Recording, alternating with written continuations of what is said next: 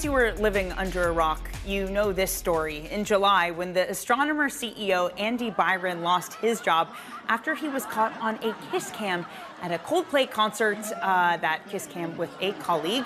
He's not alone. This week, Nestle's CEO lost his job over an office romance. In May, the Kohl CEO was fired over an undisclosed relationship with a vendor. C-suite romances continue to cause turmoil atop some of the world's biggest companies. Matthew Boyle, Bloomberg senior management and workplace reporter, joins us now. I mean, Matthew, it's not like this is new, but the fact is really cropping up. It's like, why are these men doing this when they know it threatens not just their job, but throws the entirety of the company into turmoil? I mean, it's funny. I asked an ethics professor this very question yesterday, and she just sort of threw up her hand. She's like, honestly, it puzzles me. Do they just still think they're going to get away with it? Do they think they're untouchable?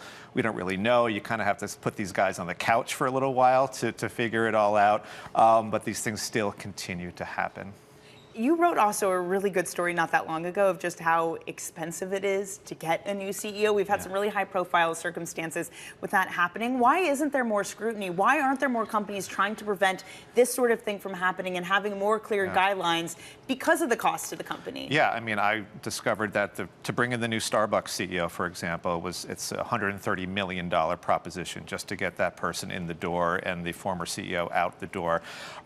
You know, they want a rock star CEO sometimes. Maybe they don't do enough due diligence. I have talked to some companies that do a lot of digging around these CEO personalities, and they find that there often are red flags that get overlooked, or a red flag that's just sort of downgraded to a yellow flag, let's say, because we really want this person in the seat.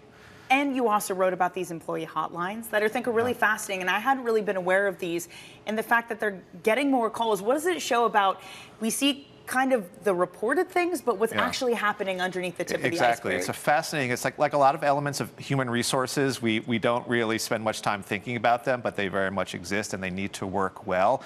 There were 10,000 more calls to one vendor's hotline last year that I reported.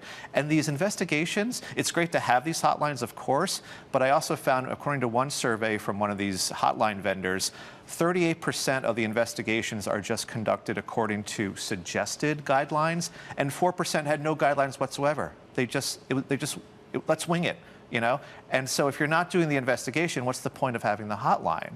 So, yeah, and also employees think they might get retaliated against as well. Matthew, I'd say just listening to you, after the Me Too movement, after all of these high-profile cases, it still doesn't seem like there's any real driving force to reform, to change. Is that fair, or is there anyone trying to lead the charge to say, hey, these workplace romances, they're not okay, and maybe it also underscores a lack of diversity?